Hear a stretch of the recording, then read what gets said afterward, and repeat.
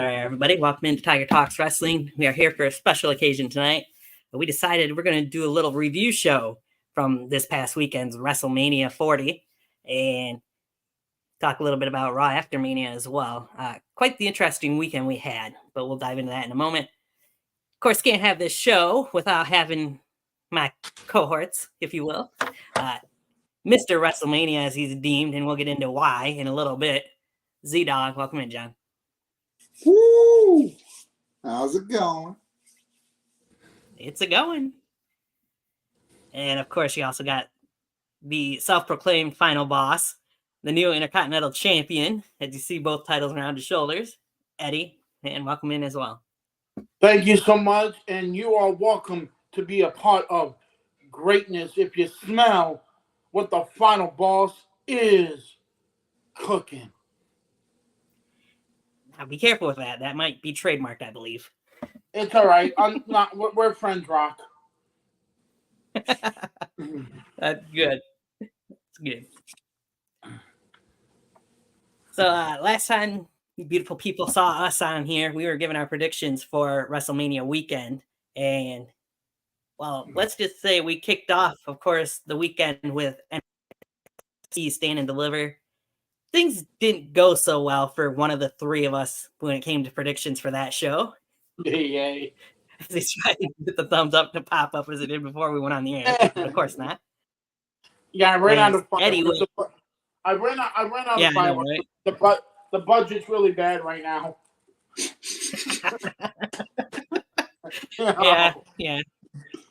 Well, when I was referred to, Eddie's predictions went 1-6 for NXT Stand and Deliver, whereas John and I both had quite the opposite. So, but that was that. Stand and Deliver was a really good show, though. Great way to kick off the weekend. I mean, unless you want to count SmackDown the night before in the Hall of Fame, which, okay, we got to talk about this first. The Hall of Fame. I can't go without mentioning it. Paul Heyman kicked off the Hall of Fame ceremony. What the hell were they thinking having him start the show? They weren't. Right? You're in Philadelphia, the home of ECW. What better way to kick off the Hall of Fame is with the man that created one of the toughest organizations in the world. So I give Triple H the prop, but yeah, yeah. That's all I'm going to say is, yeah, but congratulations to Paul Heyman on making it to the Hall. But you think you would save your biggest draw for the headline and be like the last one to come out. That's what I didn't understand. Right. That's what I was thinking too. I mean, I even seen on social media that after Paul's speech was done, there was a lot of people that left the arena, which isn't surprising, honestly. Okay. I understand that, but who was the last one to be inducted was the Rock's grandma. I get it. They want to put her last because it's the final boss. And I get that. But I think they should have put personally. They should have put Paul at the end because he did make some remarks about a former associate of his that people looked at him in the crowd like Triple H gave him this look like you fucked up, you know. I mean, but it was nice to see him with the old jacket, the old hat, the old headphones, and then the famous phone he cracked people over the head with. Right? Oh, it's a real phone? Holy shit. Yeah. But he deserved it. I still think Roman should have never been the presenter to present him. Right. I feel like he had a couple of ECW guys there, the Dudleys. I didn't recognize Spike because he was bald. I didn't recognize him at first either. And then you don't want Rob Van Dam going up there and like, oh, the pretty lights. You know. Right. I thought it was funny how he compared his son to Rob Van Dam, though. Yeah. I always I knew got the something. rest of it. I always knew something was going on between Paul and Rob in ECW, but I know that that's their legitimate child. Right? Just about could be. Never knew Paul But had speaking two of the Hall of kids. Fame, it was nice seeing Stephanie like on camera again.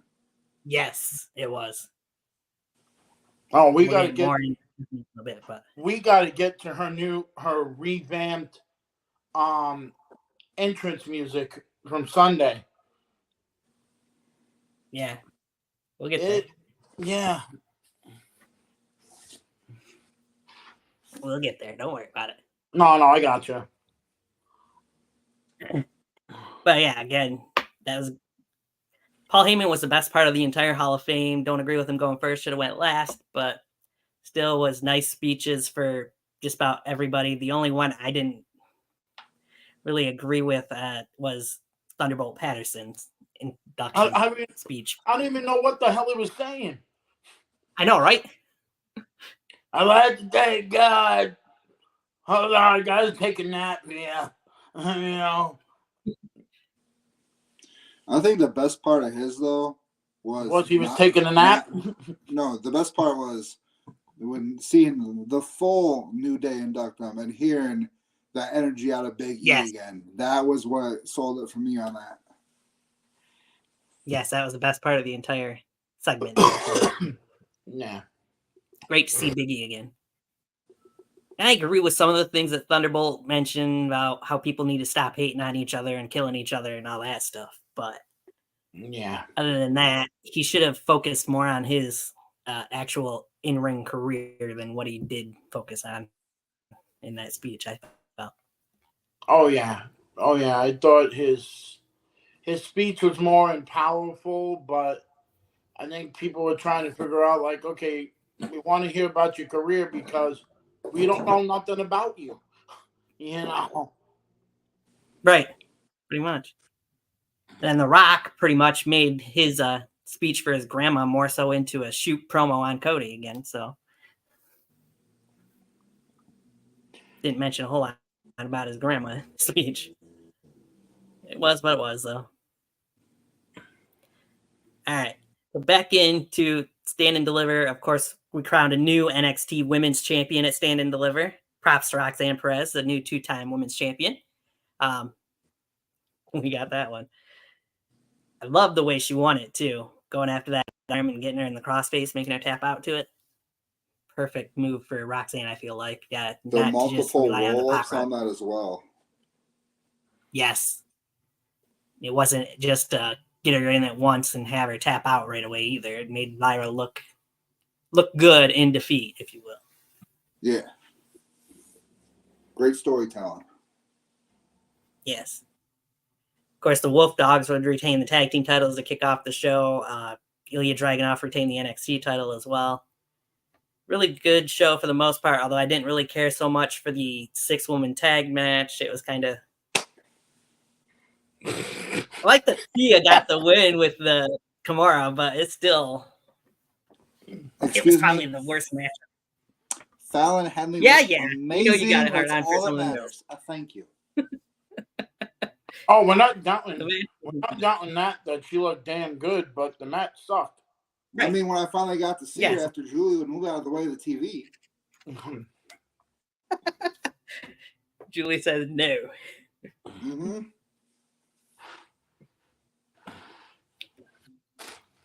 Yeah, it was, like I said, a good way to start off. Of course, Trick Williams, as we've all predicted, got the win over Carmelo Hayes in the main event. They're not quite done yet, as we'll get into, but he beat my boy. All right, shall we move into WrestleMania Saturday and talk a little bit about the first WrestleMania now? Let's do it. So we know the show kicks off, of course, get the national anthem sang, and then the game, Triple H, comes out to welcome us to WrestleMania. The way, everybody, somebody's got to come out and start off the show. The first match of the night was one that we all expected would be the first one to kick off. And John, I already know what you're going to have to say about this one, but we'll dive into it anyways. Of course, the man, Becky Lynch versus Mommy Rhea Ripley for the Women's World Championship.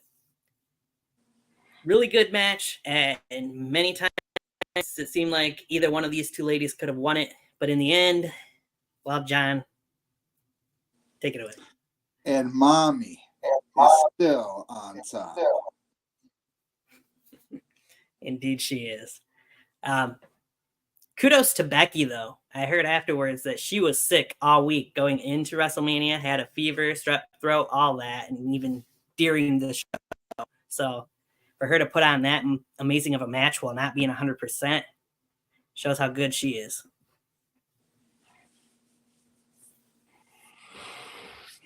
Not to take anything away from Rhea, because she did pick up the win and retain the women's title.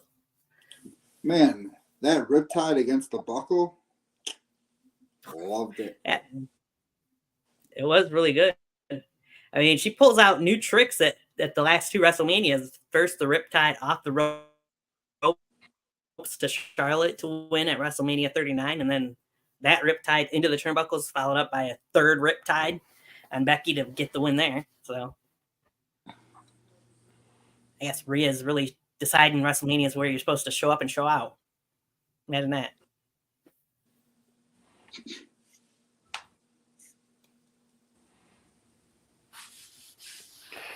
Anything you want to say about that match, Eddie?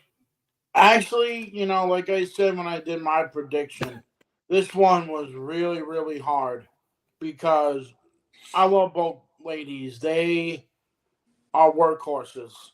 And maybe if Becky wasn't sick, and I'm not trying to make an excuse for her, maybe the outcome would have been a little different, but I understand her contract is up and she has a #1 best-selling book that she's going on a book tour, so, kudos to Rena. Kudos to Rena. She deserves it. It's amazing. Last two WrestleManias, she has beat 2 of the 4 horsewomen, which is not an easy accomplishment to do. Ask Asuka. She hasn't been able to. Yeah. Yeah.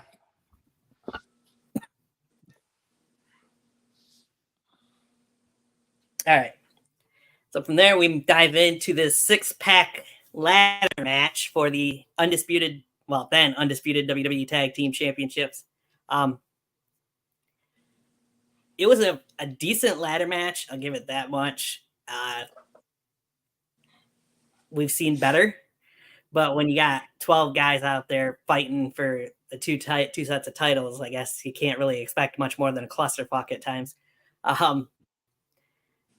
Out of it, we get first pulling down the SmackDown Tag Team titles, of course, Austin Theory and Grayson Waller, the new SmackDown Tag Team Champions, as both you guys predicted. A-Town Down Under, the new SmackDown Tag Team Champs. And then we get the moment that we all were hoping for at WrestleMania, as R-Truth would get his moment to shine. But before I get into that part, when you talk about R-Truth in this match, you got to mention how R-Truth actually got up on the ring apron to get the tag from the Miz during a ladder match. Came in there, got his hot tag spot in there, actually pinned Damian Priest as the crowd counted 1, 2, 3 with him. Of course, Miz had to come in and tell him, hey, this isn't a regular match. This is a ladder match. You got to climb up and grab the titles. I thought he pinned Finn Balor after Attitude Adjuster on the ladder. Was it Finn Balor? Yeah, that could have been too. I was thinking it was Priest, but no, Priest chokeslammed him afterwards. That is true. You're right. My bad. But still, go ahead, Eddie. I don't know what to say about Truth anymore. I mean, if this guy is not if this guy is not a first ballot Hall of Famer, somebody in WWE needs to get fired. Right. I mean, he's doing stuff that you don't see anymore. I mean, yeah, his title reigns are iffy, but the man is fucking funny. That is true. But yeah, congratulations to him and the Miz. I mean, Awesome Troop World Tag Team Champions, or whatever they're gonna call them belts now. You know, but Currently the yeah, ranking titles. you know, more props to him because I think he really deserved it. Truth. I mean, I think that was his first. Was that his first win at WrestleMania? Yep. Yes, it was. That is insane. Right? I mean, but it's comic gold, and people are loving him, and I got no doubt that Truth is going to be a Hall of Famer, and he's going to try to figure out. Oh, I thought the Hall of Fame was in Vegas, and I'm in Los Angeles. You know. Sounds about right for Truth. Of course, can't go without mentioning. Not long after Theory and Waller pulled down the SmackDown Tag Team titles, Waller, while still holding one of the SmackDown Tag Team titles, gets dumped off a ladder through a couple tables outside the ring as well. So they kind of got taken out of the equation not too long after they won their tag titles. Which makes sense. That way you can guarantee a split. True. I mean, you'd see him a little bit after that, but not much. I was glad that Truth got the moment. Truth was the one that climbed up and pulled down the Raw Tag Team titles anyways to end the match. Yeah. Much But deserved. I do have to say about DIY. I expected a little more from their entrance, not just an X, and they're coming out with their own music. I wish WWE would use a D-Generation X remix for them. I think it would have been absolutely perfect. That would have been cool. Yeah. I mean, they had their DX type ring gear too, but still, yeah, I agree with that. Hey, it looked like at one time that DIY and Awesome Truth would have been the ones to pull down the two tag team titles too. So those two teams were working together quite a bit in that match. That's something you always see in that type of a situation. Oh, yeah. I don't know when they will get rid of those tag titles, but I've heard for the longest time now they have new tag titles created. We just haven't seen them on TV yet. But I'd have to imagine it's going to be sooner than later. All right. So then we move on from the tag team ladder match into another tag team match. As we got Santos Escobar and Dirty Dom, Dominic Mysterio, teaming up to go against Ray and, of course, Andrade. You got all members of Legado out there, and you got all members of the LWO out there. What did you guys think of this tag team match before we go into what happened at the end of it? Well, that was my favorite part. We'll get into it. Don't worry. But overall, I thought it was, for where it was on the card, I thought it was a decent match. They could have done a lot more with it. Because, I mean, a lot of people expected a lot more was going to happen. But for where it was, I think it was perfect with how they did it.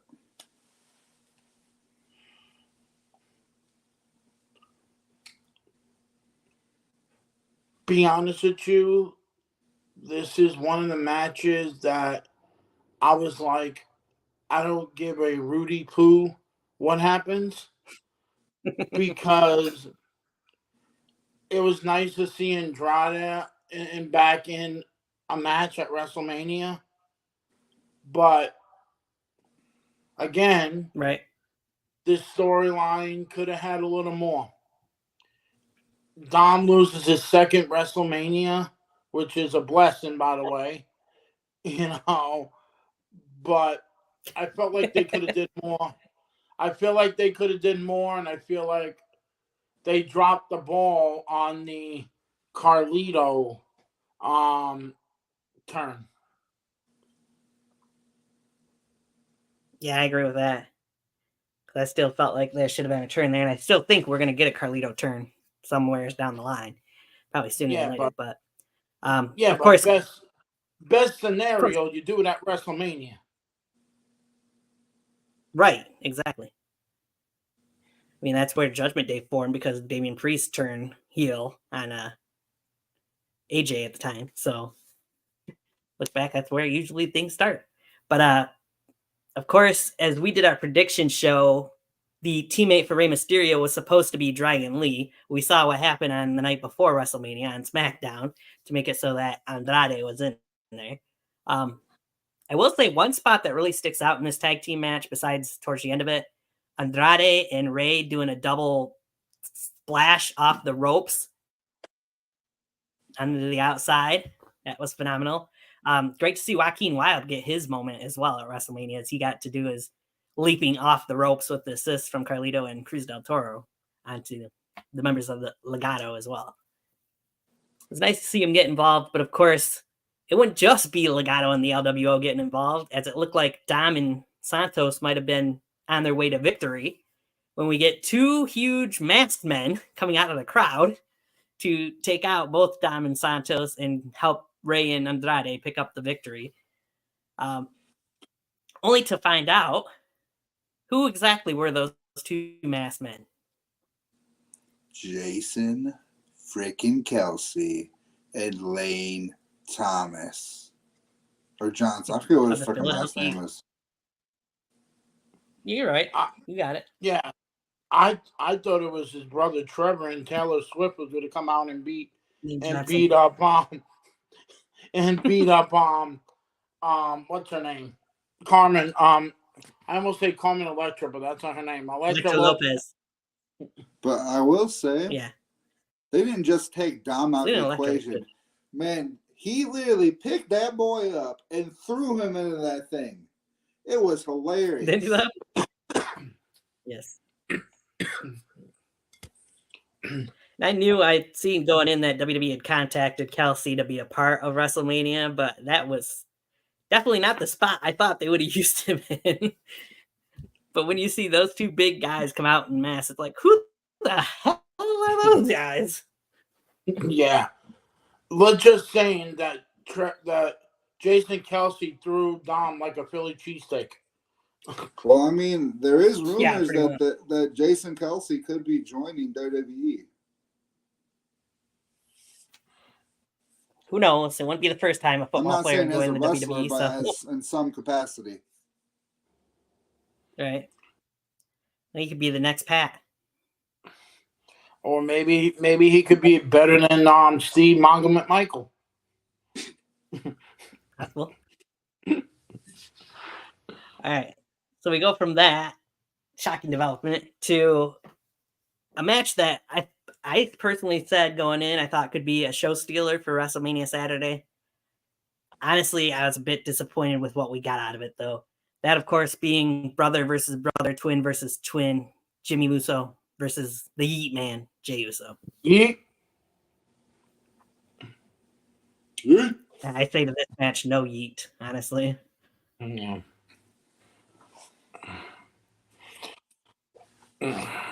I'm sorry, that match. We talked a little bit about, like you said, that match. It was the super kick of doom. Everything was a pretty fucking much super kick. Like you two are former Universal Tag Team, undisputed tag team champions. You broke up. Mm-hmm. One brother's doing good. One of the brothers just staying in the brun line, sucking on Roman's nipples. I mean, it was It was garbage. I think the correct move you're looking for, it was basically the stink face on the card. Yeah. Rikishi could have came out and stink faced both of his kids with his ass. That's how crappy it was. Definitely expected much more from Jimmy and Jay. That's for sure. I will say I did enjoy one thing that they did the night after, but we'll get into that later. Jay picked up the win as he should, especially with what he'd get on Raw Monday night. But again, it wasn't that good of a match at all. It was one of the worst matches I felt like all weekend, to be honest. So from that, hot garbage, we go in to see Damage Control make their entrance. As we got the women's tag team champions, Asuka and Kairi Sane, teaming up with Dakota Kai to go up against the trio of Naomi, Jade Cargill, and Bianca Belair. I will start by saying their entrance was incredible. You got to get the name right. The Glowiest Storm. Yes, the Glowiest Storm, if you will. But their entrance was really incredible to see those three ladies come down from the ceiling just about to the ramp, and then each one kind of got their own little special moment with their music playing. And incredible entrance, a pretty good six-woman tag team match. I'd say the better of the two as predicted going in. All six of the ladies really got their chances to hit their moves for the most part. In the end, of course, I think we all figured who would get the win for their team in this match. And she did. Jade picks up the victory with the Jaded.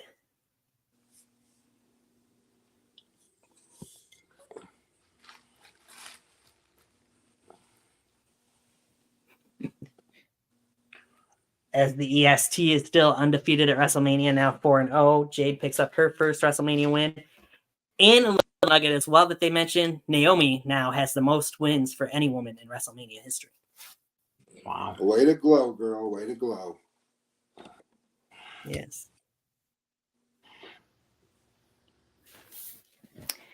Jade pinned somebody's favorite in here, Dakota Kai, too. So, by the way, the way she came out, Dakota, was like, "Oh my God, I just want to be a part of the Lion King." I'll be your Mustafa, baby. You know. Right. She was more looking like one of them damn hyenas, though. I don't give a shit. She still looks yummy.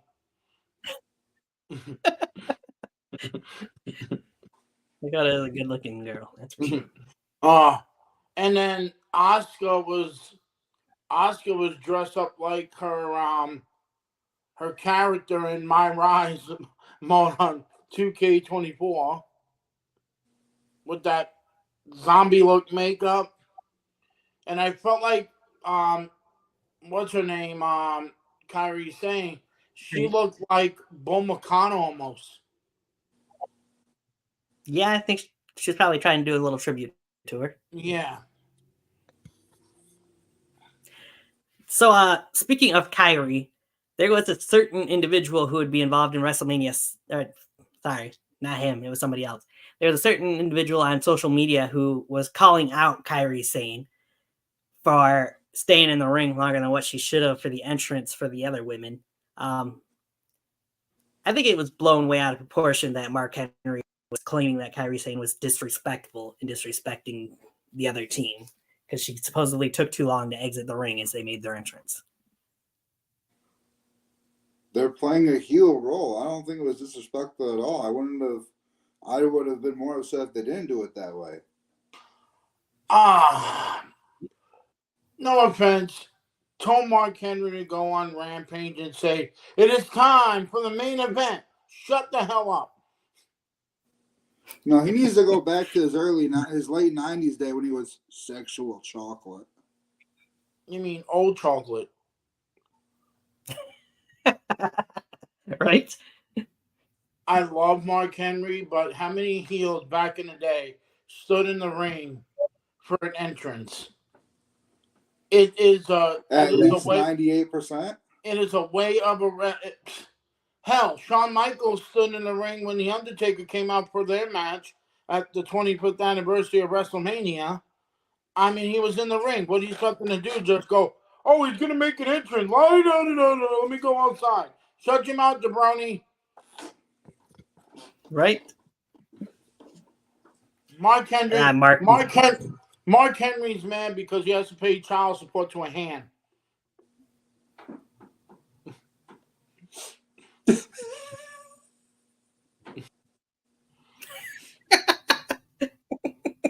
Yeah, that's true. You got Mae Young laughing at that one. I love Mark Henry. I think he's a great talent. but sometimes it gets overboard with stuff like you're not in the WWE. Go to that has been a. Oh, I know we're talking about WrestleMania, but I have to say something after we do this. Because I have a lot to say about last night that I'm not happy about. Yeah. I don't blame you. Yeah, let's move on. Because I don't want to hear about Mark Henry, but I just want to give it up to Jay Carnhill. She brought back the Roddy Piper look from WrestleMania 6. Yeah, she did with the face paint. The stripe down. The white stripe down her face, and it was a unique look, that's for sure. It was. And like I said, let me ask you this before we move on. Does she have long hair or short hair? Yes. Exactly. I don't know what she has. I know, right? Because one night it seems like she's got short hair, and another night she's got longer hair. So yeah, I was like, wait a minute, I thought you had short hair at Mania. Where the hell did it go? Right? Yeah, well, you know these women, they all like to wear their wigs. So again, it was a pretty decent 6-woman tag match for what it was, giving Jade, Naomi, and Bianca their moment to shine. Damage Control is 0-2 the last 2 years at WrestleMania as a team in 6-woman tag matches. I mean, of course, it was 2 different sets of the 3 women part of Damage Control, but still. Move on past that. I see us. Well, you should have showed off that Intercontinental title a little more, considering the next match was for the Intercontinental Championship, albeit a different designed Intercontinental title. But can't talk about this match without talking about what transpired before the match started. Of course, they shoot back, and you get Sami Zayn back there talking with his wife and his son. He comes across Chad Gable, talking with Gable, wanted Gable to come out to the ring with him. Chad said, no, this you got to do on your own. I'll be rooting for you. You got this. Then the best part of the entrance for Sami Zayn, I felt like, was the little interaction between him and Kevin Owens just before he went out the curtain. Kevin hyping him up really good, telling him he's got this. It was nice to see Sami kind of get that motivation, you could say, from all these different people going into the match against the Ring General Gunther.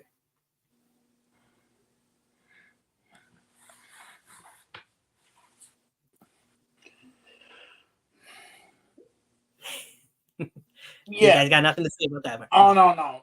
First of all, and I said this, I'm going to say this right now.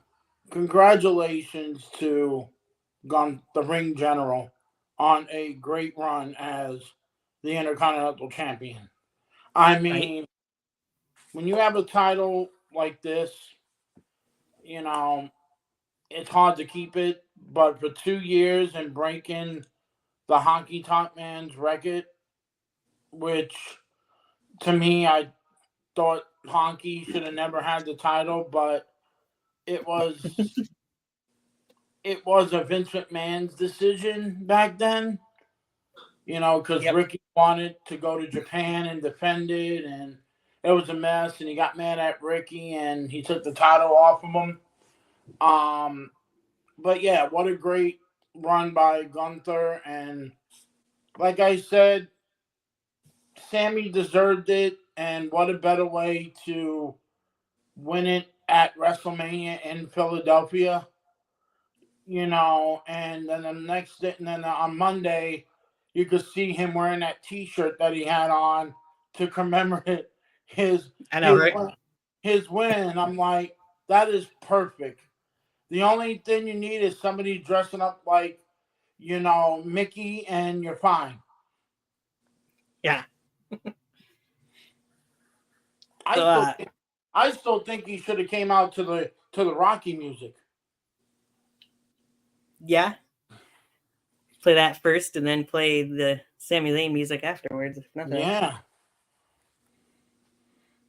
But I will say, personally, I felt like their match that they had for the Intercontinental Championship, Sami and Gunther, was possibly the best match on WrestleMania Saturday, if not the second best.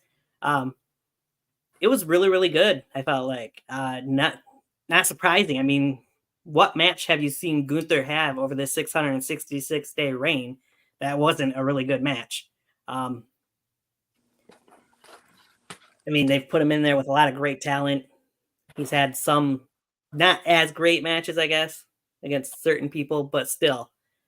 And when it comes to the premium live events, especially, it seems like he really puts forth the best effort. And I'll tell you, I was pleasantly surprised to see Sami pick up the win here, but Gunther, he dominated a lot of that match.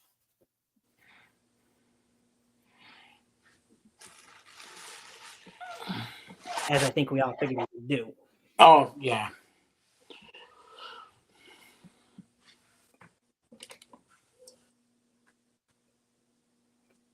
Anything to add to that, John? I mean, I enjoyed the match, but I have an issue with how it ended. Because the final blow that Sami Zayn gave to Gunther was not even close to being right on.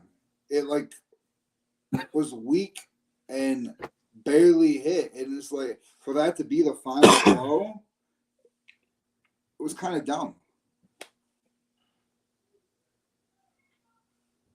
I guess, but at least he got him with a haluva kick off the ropes first before that. So yeah, that is true. Should have just pinned him with that one instead of going for another one. Yeah.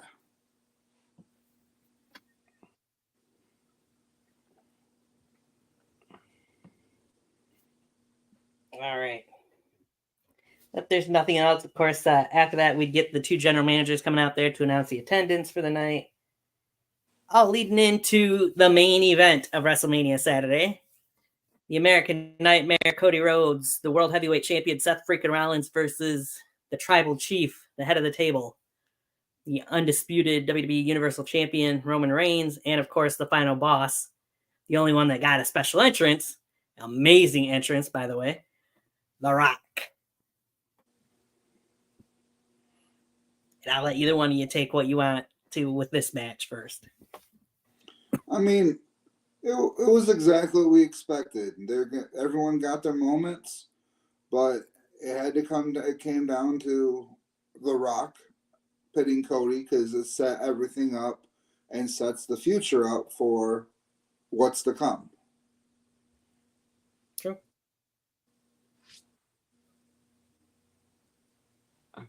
John just said it. The wise man just said it. That it's basically what it is. For The Rock to not be in the ring for 7 years, the final boss, he showed he can still go. And doing some crazy shit like what they did, and we knew what was going to come 24 hours after, which was, we'll talk about night 2 after this, but what we saw at night 2 at the end, it closed the chapter on one reign and began another. So, yeah, well done by the four guys that really worked their ass off, to put on a good show. I mean, The Rock got his beautiful entrance, which I thought was electrifying. Yes. But let's talk about night 2's opening match. Who doesn't love a peacock or an owl or whatever the fuck he was wearing? But yeah, excellent match between them 4 guys. The perfect way to end WrestleMania Saturday. And just to see the image of Cody Rhodes at the end of WrestleMania Saturday, that was very reminiscent of WrestleMania Sunday from a year ago, sitting in the ring, all deflated, and Michael Cole saying, "Oh, Cody's screwed. He has no chance of winning tomorrow night." Kind of might have made some people start to wonder, is he right? Could this be deja vu from last year? but we'll get into that more in a minute. Really good tag team match. They keep calling it the biggest tag team match in WrestleMania history. I'm not sure I can fully agree with that after having an undisputed tag team title main event at WrestleMania Saturday last year, but this one had some pretty high stakes itself, I guess, so you could argue it one way or the other. All in all, it was a pretty decent WrestleMania Saturday. Now, the last couple years, I personally would say WrestleMania Saturday was the better of the 2 nights of WrestleMania.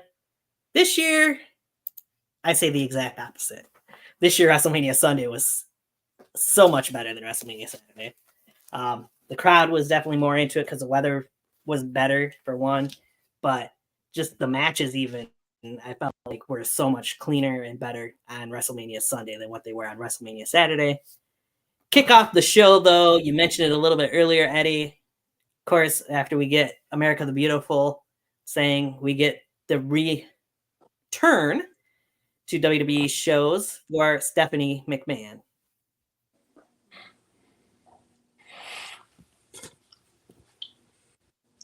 You know, what's going on with her father right now is disgusting, but to see Stephanie come back and you can see that fine body of hers, yummy, yummy. And then you hear Triple H after WrestleMania, I'm like, oh, she looked damn good. I can't wait to take her back to the hotel. I'm like, oh, somebody's gonna be playing the game tonight, you know. But it was good to see her and her revamp of her Little Kim theme song, like the little more upbeat, which was pretty awesome. And yeah, I gotta give her props that she came out and said the Triple H era is on, and I'm excited for the future. Of course, mentioning the press conference the night before, Triple H would mention, I know how Michael Cole and everybody's calling this the Triple H era, but it's not the Triple H era. It's our era. It's everybody's era. And of course, they start off WrestleMania Sunday with Michael Cole and Stephanie both going out there and saying, it's the Triple H era. Yeah. Which had to have Hunter thinking, man, I thought I squashed this the night before. From there, we go in, of course, after Stephanie welcomes us to WrestleMania. You got the World Heavyweight Championship match that we figured would start off the show. Drew McIntyre, Seth freaking Rollins. You got CM Punk on commentary. The match was what it was. We've seen better matches between Seth and Drew. Drew starting off the match with the Claymore right out the gate was shocking to see to start the match, I felt like. But, of course, Seth kicks out at 2. They go back and forth, fight a little bit outside the ring. Takes, 4 Claymores, I think, ultimately, before Drew finally gets the 1, 2, 3 new World Heavyweight Champion. What did you guys think of the match before I dive into what happened after the match? John, you want to take yours? Well, it was basically a filler fight. That's all it was. I mean, and for being a filler fight, because we all knew the outcome. Well, I didn't know when the cash-in was happening. That was clear. You two knew, but we knew that there was going to be a cash-in. So it was basically just Drew McIntyre beating the living crap out of Seth Rollins until finally gets the pin, and then we'll talk about it in just a second. And the inevitable happens. But it's like, can we just be honest? If you're stupid enough to tweet during a match saying you're bored at work, you deserve to have what happened to you happen. That's all I gotta say. He tweeted during the match when he grabbed the phone. He tweeted bored at work and posted it. Wow. I knew he grabbed somebody, grabbed a phone during it, but yeah, he actually tweeted. So he grabbed his wife's phone to. He grabbed his wife's phone to tweet. No, his wife had his phone. Yeah. He grabbed it and tweeted, handed it back, won the title, and then that happened. Oh. Yes. I will say I did enjoy the curb stomp that Seth hit on Drew on the table as well. Thought that was set up real nice.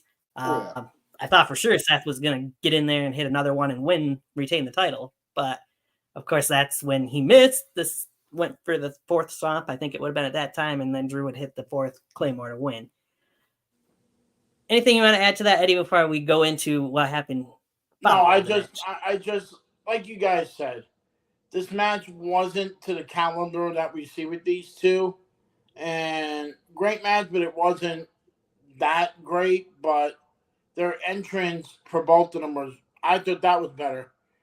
Yeah, their entrances were really good. You got Drew. Be honest, I thought Roddy Piper was coming from the grave. I was like, wait, Piper? And then whatever the hell Seth Rollins was wearing Sunday night. I mean, I thought Saturday night's jacket he wore was like, what the fuck is that? It looks like a tulip. I like Sunday's jacket better. I mean, I thought he was dressed, but what I predicted after was a Bronx moment. Yes. All right. So, of course, Drew winning the World Heavyweight Championship decides that that's the point where he needs to get out of the ring with the world title after he celebrated a little in the ring, get in the face of CM Punk and raise the title up in his face, turns his back to CM Punk, which was the stupidest thing you could do. I don't care if Punk's injured or not. Punk sweeps out the leg, then smashes Drew with the brace that he was wearing that apparently he doesn't need anymore on his arm. And then we get the music, the Judgment Day music. Go ahead. You forgot the kiss. He blew his wife a kiss. Blew his wife a kiss. And then we get the music of Judgment Day. Out comes Damian Priest with his briefcase in hand, and the referee smacks Drew McIntyre in the head with the briefcase, tells the referee and Samantha that he's cashing in the contract, gets Drew in the ring, south of heaven, 1, 2, 3. We've got a new World Heavyweight Champion in Damian Priest, as Eddie and I predicted. See, now, I don't know what was the longer. The fact that the fact that Drew lost the title, like his title reign, the eclipse, or Aaron Rodgers' career on the Jets before he got injured. I'm not sure either. They all were pretty short. So yeah. Drew's title reign lasted a little over 5 minutes, I guess, technically. But still. I kind of think that the Drew Seth match might not have been that great because I have a feeling from videos I've seen what happened later in the show, Seth was not 100% going into the match, as we kind of knew going in. I mean, he's had his injuries over the last several months anyways. We'll get into more of that later on as we talk more about WrestleMania Sunday. But I have a feeling that might be part of why we got what lackluster of a match we got to start off WrestleMania Sunday. But a great outcome altogether with Damian Priest walking out the new World Heavyweight Champion. And what a better way to win a world championship. And then you receive the gift of every world champion. You go to Yankee Stadium and we praise you. Yeah, I did see that. That was awesome. The picture of him and Aaron Judge and him holding Priest holding the bat and Judge holding the world title. Yep, I was like, that would be a great member of the Judgment Day. Aaron Judge and Juan Soto rise with the Judgment Day. I mean, and then I heard Damian on with Michael Kay and Paul O'Neill saying that he had his father and his brother at the stadium, and he said, I came to the old Yankee Stadium, and whoever think that I will come back to the new Yankee Stadium as world champion and be a proud member of the Bronx. Being a boy that was raised in the Bronx myself, it's a moment. When you win something, and you go back home, you're showing your pride of where you're born. So that's why, I haven't won nothing, but when I do something, an accomplishment, I pat myself on the back and say I'm a boy from the Bronx, and I'm showing people I can do it. And congratulations to Damien. He deserved it. From a guy that was homeless, living on the street, to world champion. That is an amazing story. Right? It is.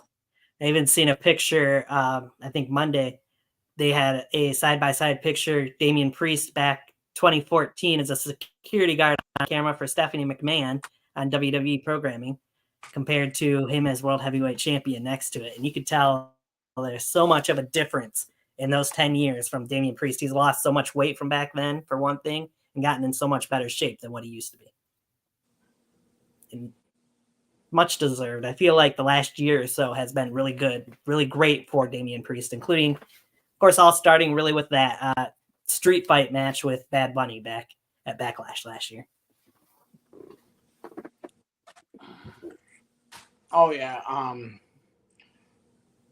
mean, look at the guy. He's a former United States champion, 2-time tag team champion, North American champion, and now world heavyweight champion. I mean, and the short time that he's been up to the main roster, I mean, he is just, it's clicking. It's clicking. And ever since he joined the Judgment Day, anyway. Yeah, I'm happy. I'm happy for him. He deserves it, and he should be, as a person from the Bronx. I'm proud of him. Every New Yorker is very proud of him because of what he did, and I gotta give him applause with that. So congratulations, Damien. With that, the Terror Twins now hold the World Heavyweight Championships for both men and women. So I love that name. Right? They are Terror. So, all right. So we move on. Pat on the back to Damian Priest. Judgment Day got their moment. Next, we'd get the arrival of Bubba Ray Dudley, as he's going to be the special guest referee for the next match. We got the Final Testament, the Authors of Pain and Karrion Kross versus the Street Profits and Bobby Lashley. Of course, Scarlett would be out there, as would be Paul Ellering with the Final Testament, and you got B-Fab out there with Lashley and the Street Profits. Now, I know we all talked about how we felt like this match was going to be garbage pretty much, but like I think it was John who mentioned, this match actually wasn't that bad. It was a pretty decent 6-man tag team street fight. Philadelphia street fight. He looks like he's frozen. And maybe he is. That's part of the match. Yeah, right? When Bubba Ray put on the glasses. Get the tables. Yes. That was incredible. I think Eddie might actually be frozen there. But still. Pretty decent 6-man tag match. I mean, the biggest heel in that match was that table, though.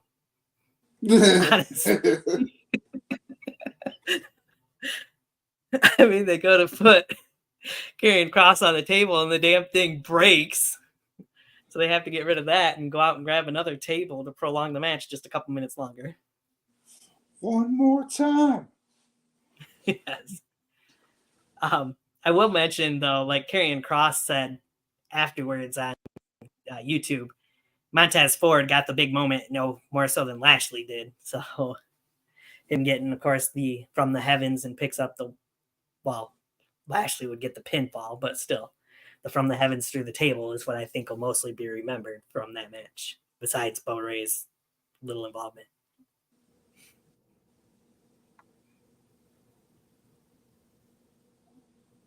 Of course, B-Fab would put Scarlett through a table as well, so there's that too. Can we just touch on how good Scarlett looked? She did look amazing. Go ahead, moving. That was the I only know, right? That was the only best part of the match. Now let's move on. We're trying to give props to Lashley and the Street Profits here. Come on. No. Well, yay. You know, next they're gonna have a London Bridge is falling down match. They're gonna have the Great Paris fight. It's gonna go on. It's never gonna die. No, I think it's done. I I'll hope tell you so. why when we get past WrestleMania. I know why. Yeah, I'm sure you do. So we'll move on. Skip Kayla and Paul Heyman's backstage interaction. No biggie. And we get the next match as you got the megastar L.A. Knight. Yeah. Going up against the phenomenal AJ Styles, who, as we knew going in, debuted a new theme song. It sucked. Yeah, I honestly want to hear it.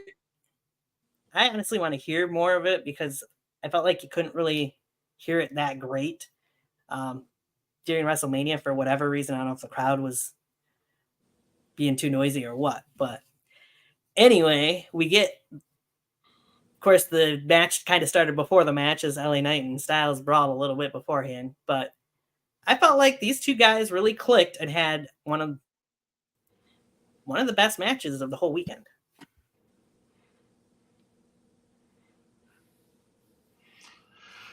Yeah, like I said, when I picked L.A. Knight, I already knew that AJ had his moment.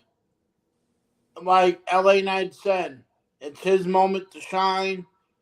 The only thing I had a little, not the match, but the entrance for L.A. Knight. Driving the Slim Jim car in the daytime, and it's nighttime, you morons. Right? You should have had him come out in that car and doing the match.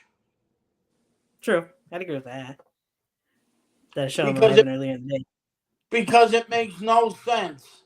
It's like, oh wait, it's like that must have been like 2:00 in the afternoon, and it's only like 8:45. Like, what the hell are you doing? But Right. hell of a match. AJ is and I'm not saying because it's his moniker, he is phenomenal. He can make a match an instant classic with anybody. I mean, look at what he did against Shane McMahon a couple of years ago. Yeah. So, you know, I got to give it up. I got to give it up to him. I feel like he did an excellent job, and congrats to LA Knight. Yeah. Yeah.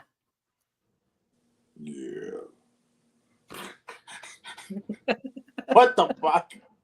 You sound like the cool man. Oh yeah. Oh yeah. Dig it.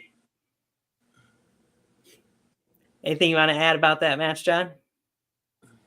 I mean, I pretty much hit all the details on that. They both had their moments. AJ got his moves in.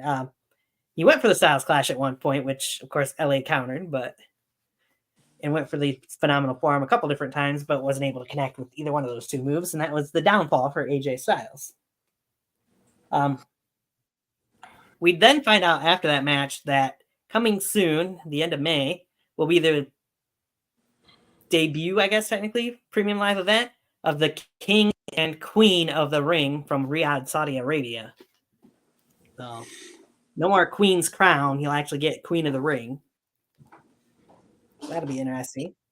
Then, of course, you get the Hall of Famers introduced, get their moment in the sun. Surprised they didn't have the Andre the Giant Memorial Battle Royal winner come out and get a moment since they did with Lashley last year, but I guess since Big Bronson Reed's not as big of a name, they decided they didn't need to do that this year.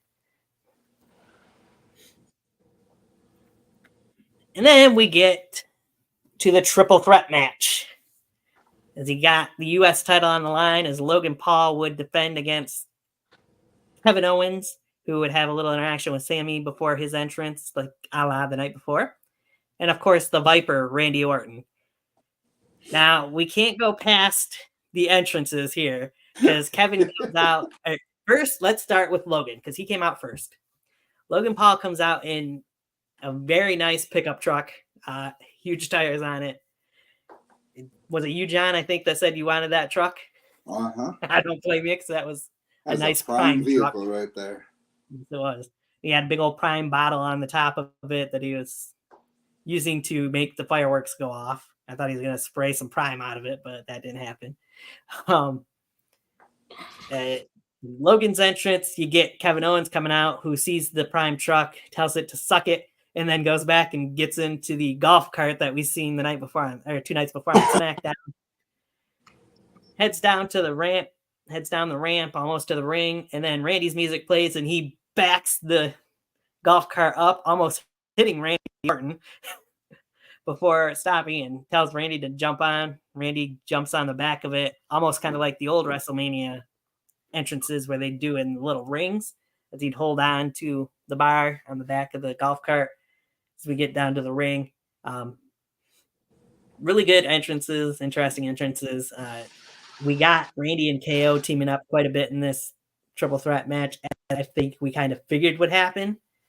But they all had really nice spots in here. I mean, even ISO Speed got involved for Logan Paul's part of things, dressed in the prime bottle. He'd take one hell of a fall, if you will, as he got backdropped onto the announce table pretty hard by Randy Orton. All in all, really good triple threat match, I thought.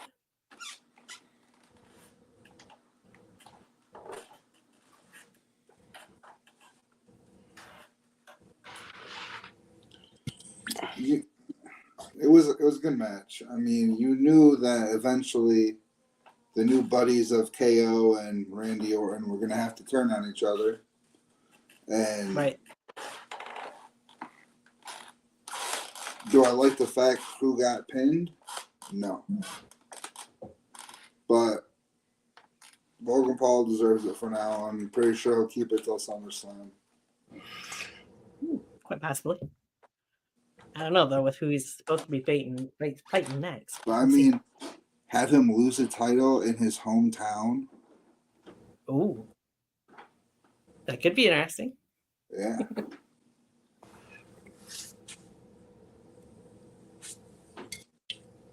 Eddie, of course, you were the only one that didn't pick Logan Paul to win this match. What was your take on the match overall?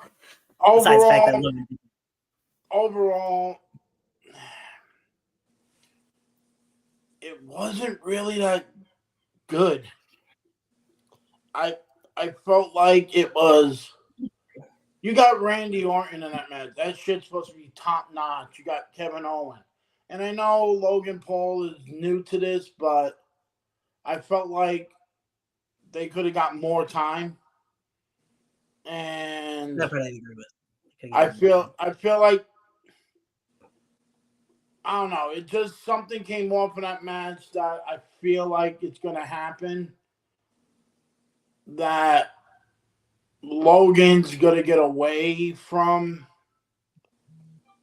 Orton and Kevin Owens because I feel like they're going to put Logan and Randy into a tag team to go after A-Town Downtown or A-Town on Down Under, whatever the hell they call themselves. A-Town Down Under. Yeah, I feel like Orton, because of his history of his back, and I feel like Randy's starting to get to a point that he can't do a single championship run, that he's going to be in the tag team for a while. But what better way to do it and all that? If they are going that way, Randy and Owens are going to win the tag team titles. Yeah. I can see that potentially happening. I agree they could have had more time. I still felt like it was a really good match, though. Yeah. I liked how Logan managed to get the double buckshot lariat in there on KO and Randy at the one point. Of course, Randy getting the double draping DDTs. They all had decent spots. Can't forget, of course, towards the end of the match, the pop up into the RKO as KO went for the pop up powerbomb on Randy and he counted into the RKO. was a really good RKO there. But of course, in the end, Logan would be the one to kind of outsmarten, I guess, in a way, the Viper, and would toss him out of the ring to hit the frog splash on KO for the 1-2-3. Why Randy wasn't able to get back in the ring in time to try and break it up, I don't know exactly, because it didn't look like he hit that hard, but still a good match. The outcome a couple of us at least figured would happen. Well, you know, Randy Orton must have been like, fuck it, my night's over, I'm getting paid. You know, like. Quite possibly. I just felt like it was kind of a lame way to get Randy out of the match to lead to the end of it. But because it took Logan a while before he hit the frog splash. A great frog splash, by the way. But still. That's what I was gonna say. That frog splash, man. Between him and Montez Ford, they put effort into that frog splash. It was nice to see Logan win with an actual move other than a punch of some sort, too. I mean, the brass knucks, of course, did come into play during the match as well, but the only other move I think he's won a match with was a skull-crushing finale. So I just want to know, when are they going to start selling that WrestleMania Prime? I know, right? I don't know. All right, so we move on from there. We got everybody's favorite girl, it seems like lately, Bayley, the winner of the Women's Royal Rumble match, getting her title shot against former best friend, her good friend anyways, Io Sky, for the Women's Championship. The crowd was hot and into this match from the moment Bayley's music hit, well, even before Bayley's music hit, when she first came out, being carried by those four guys, all the way till the end of the match. And I felt like this was the match the crowd seemed like they were most into up to that point at WrestleMania Sunday. Not that they were quiet during the rest of the show, but I felt like they were even louder during this match.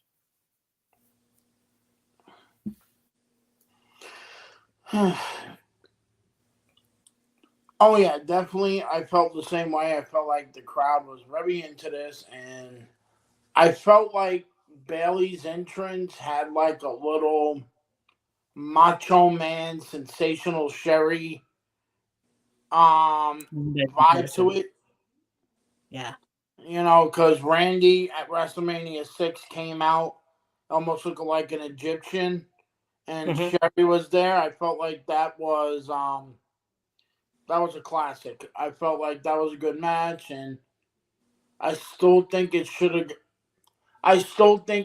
got promoted better. But in the end run, I feel like Bayley, which is friggin' weird, won her first singles match at WrestleMania, which is like, she's been with the company almost 10 years? Close to it. Yeah, and she has her first single win. That is insane. Yeah. She's won at WrestleMania before, just never a singles match. That is insane. Very. What do you got to say about John? I mean, it was an amazing match. We all knew the outcome. This story could have gone a better way on that one. And Bayley is right where she belongs as champion. Yep, I'd agree with that. I would even say, to me, it was the better match of the two women's singles matches at the two nights, but they were very close to each other. Bayley getting the moment to shine. Happy to see that. Happy to see her as women's champion, see how long this reign goes for her. I mean, you got to remember her last singles championship reign, she became the longest running SmackDown women's champion in the history of the company. So who knows what could happen with this one. Doubt it'll be the longest reigning, but it could be the longest as WWE women's champion, because Io's the only other women's champion for this lineage of it anyways. So, well, I guess that brings us well, to the fact that Snoop Dogg, who was on commentary for the Philadelphia Street Fight match earlier in the night, would come out with the Philadelphia Eagles cheerleaders to announce the attendance for the night and for the 2 nights altogether, which the announcers would dispute the number that he would say, but still, we got that part.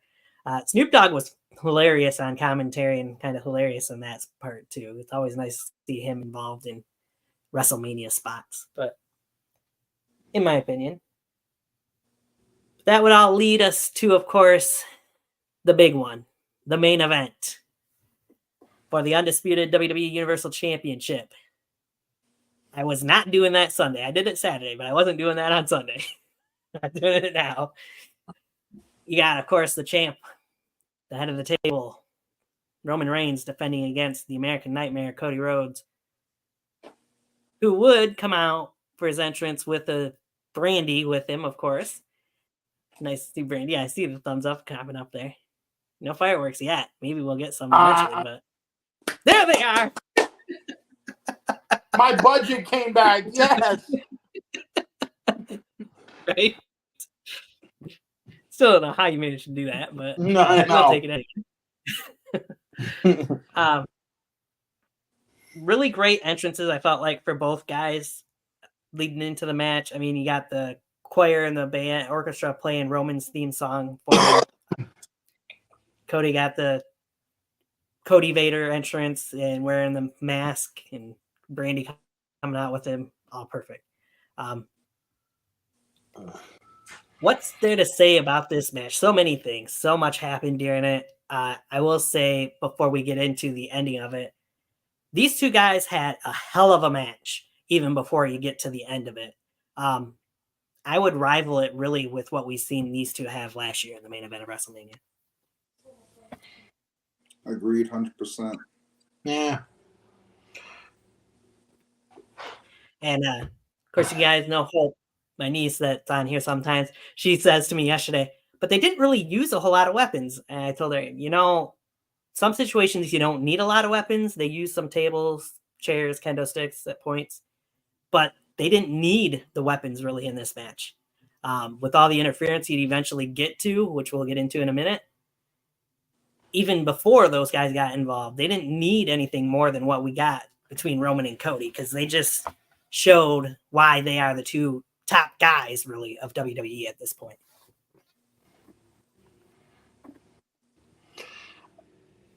Yeah, like you said, we've been waiting a year to finish the story. And Right. I felt like last year's match, same as this year's match. It was well done. It was showcasing both guys' talents. And I felt this year was a little more better because of the outcome. And oh yeah, of course. And my opinion, I think that we should all acknowledge, people know who won. We should all acknowledge Roman Reigns and congratulate him on a 3-year run. I mean, nobody in their mind would ever think he will be in the enchilada of Bruno, Bob Backlund, Hulk Hogan, and now Roman Reigns. Right. Yep. That's a hell of a Mount Rushmore. Yeah. Who is after him? Is it Punk? No. Isn't it Hogan's other reign? No. It was somebody else. It make me look it up now. Yup. But I looked it up the other day. Give it up for Cody and Roman. Roman done his job. I mean, he's done it all. It was Bruno's other reign. Bruno. 137 days. I mean, to be in that nonchalant as them gentlemen, you know, Bruno Backlund and the immortal douchebag. Yes. Give it up to them. I mean, some people don't like Roman, but he carried the WWE through the bad years. I mean, Right. the COVID years. And Right. he's still battling leukemia. Yep. I mean, hope he gets better. And plus, if you look at last year and you look at this year of the Romans, man, he was jacked this year. I Yeah, he mean, was. he worked out to The Rock. He looked like a chisel god. I mean, yeah, more power to him. The match was good, and then we'll get to the surprises. I do have one fault about the surprises because I feel like Sure, he had nothing to do with it. But continue. But yeah, so we get into the surprises. It looked like Cody was going to get the win as he hit the first crossroads and a second crossroads, went to go for the third when Jimmy Uso first would be the first person to get involved. Jimmy tried helping Roman get the win, but then, of course, since Jimmy gets involved, out comes Jay. Jimmy goes up the ramp to meet him. Jay hits him with the super kick. And then Jay would hit the best part of the two nights between Jay and Jimmy, would hit that running spear off the ramp through two tables on the floor, taking both Usos out of play. Match would go on a little further. Cody would go to hit the crossroads three-peat again, but it would hit the second. I think actually the first time he only hit one, and it was before he hit the second one was when Jimmy got involved. Yeah, I believe so. This next time, I mean, we got to see Cody get hit with a crossroads by Roman, might I add, earlier in this match. Roman would also get hit with the spear by Cody as well. Of course, they both kick out of their own moves. Interesting to see Roman hit a crossroads, though. That was very unique. But anyways, Cody's going for the crossroads again. He hits the second one, goes for the third, and of course, out comes Solo again. Last year. Solo would hit the Samoan spike, drag Roman over top of Cody. Referee gets 1, 2, takes his shoulder up. Solo was pissed. Solo was yelling at Roman Reigns to finish the match and finish the story, if you will. They'd even hit the combo spear Samoan spike, which nobody has ever kicked out of, and you wouldn't think anybody would, but Cody would kick out of that as well. And then, as they went to do more damage, out comes the champ. You can't see me, John Cena. Yep, the trumpets would play. And Cena would go in, knock Solo out of the ring, hit an AA on Roman, and then proceed to hit an AA onto Solo through the Spanish announce table. From there, of course, out comes the final boss, The Rock. And we get the stare down between the two men who have main evented 2 WrestleManias in the past. The crowd was loving, they were going insane. They were loving seeing Rock and Cena in the ring. Cena would tell Rock, "You can't see me," to just there go for a punch and get hit with the rock bottom instead. And then, as the Rock's beating up Cody a little bit, we get a dong. Exactly. Another dong. The Rock's looking all around, wondering where he's at. He turns around and sees the Undertaker standing in the ring. Rock goes to hit Undertaker with the weight belt that he's got of Cody's. Undertaker would choke slam the Rock on the Prime bottle spot logo in the middle of the ring. And that was the last we'd see of the final boss. Lights would go back out, dong again. Taker disappears. Cody would then, before that, I guess, Seth Rollins did try to get involved. We'd get the Shield theme music playing before the Undertaker got involved. And believe it or not, you two actually thought, or at least one of you did, that Dean Ambrose was coming out as we got the Shield music playing. I'm like, are you serious? I don't want to talk about it. I mean, Seth even mentioned the Shield in the promo leading up to the tag team match. I couldn't admit it. I actually thought Moxley was coming back. I'm like, holy shit, because you haven't seen him on AEW in like a couple of weeks now. I was like, he's coming That's back. true. All right, yeah.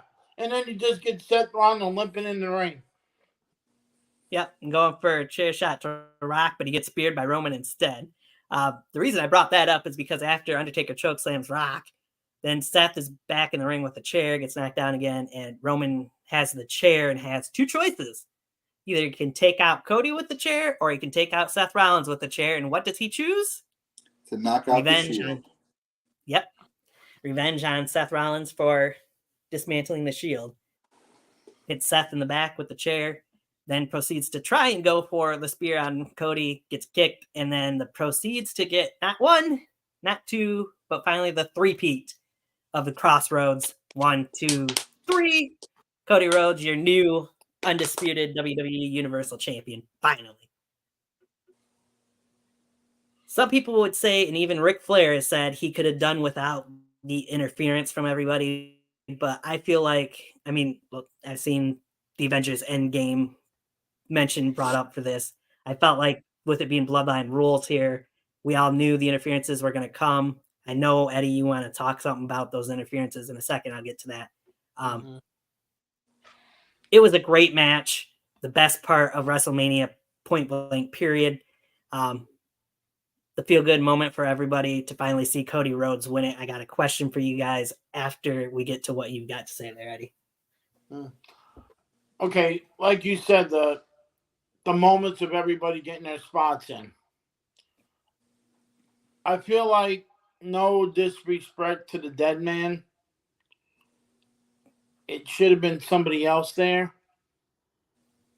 I wish Austin would have said yes, and that would have been even.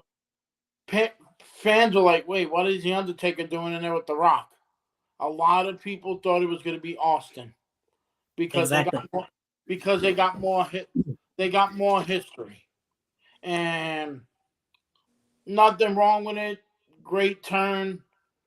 We know the people that wrote the Kingdom song going to get a big royalty check because that song kept playing and playing and playing.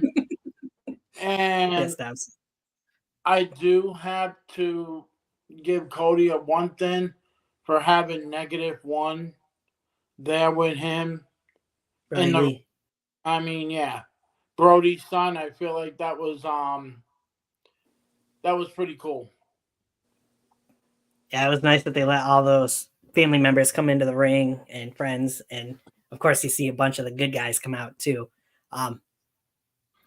You might think my question is, so what do you want to talk about, a la Cody? But no. So my question for you guys is this. We've bitched and bitched and bitched about it over the last year. Would you change things from WrestleMania last year, or was this the perfect ending, what we needed to see, instead of having Cody win the title a year ago? Ooh. I don't want to say this, but I feel like they were justified to push it ahead a year, to push it to this year. I feel like if they just gave Cody the title, it would just be he won the title. I think when they added The Rock, and I'm not saying the final boss is always going to be there, I feel like it made it another level that it actually put you don't want a program to go stale, because right in the middle of last year's program, when Cody won and challenged Roman, towards the end before the match, it started getting stale. There was no stale parts in this program between Cody and Seth, The Rock, and Roman. Everything was top notch. You had Jay, you had Jimmy, you had Solo, you had the Godfather of Soul, John Cena. You know, I mean, The Undertaker, yes, because he had history with Cody, and he had incidents with Dusty. I feel like it should have been Austin, but I feel like this year's WrestleMania, the story was finished right. I agree. This was the year to do it, but there is more of a connection with The Rock and Undertaker than people don't realize. Yeah. Right. And it was a whole meme thing. Look at everyone that Undertaker has fought on. Yokozuna. And there's a few others in there than this meme. The Undertaker is timeless. He's fought many members of that family. And that's why I feel like they went with him over Stone Cold. Most definitely. I agree with you. I'm going by crowd. Right. By crowd reactions. I believe Undertaker, he fought Yoko. He fought the head shrinkers. Who else did he fight that was a part of the Samoan dynasty? I mean, he's had matches with Rock. He had matches with Rock and Roman. But his main thing was always being friends with Yoko and the head shrinkers. Right. I feel like, did it work? Yes. Family-wise. But, wrestling fans, they want to see the major attraction. Undertaker's still a major attraction. Yep. But they want to see Austin and Rock because of all the history with them at WrestleMania. Yeah. I agree with that. The other way you could look at it is what's one thing that can beat a final boss? Yeah. AKA the Deadman. So. I just wish Dustin was there, but he's under contract with the other douchebag promotion. Yeah. He was there. He wasn't on TV and involved in the match. I agree with you guys. I mean, as much as we complain and bitch and moan about it over the last year, that Cody should have won last year, I agree.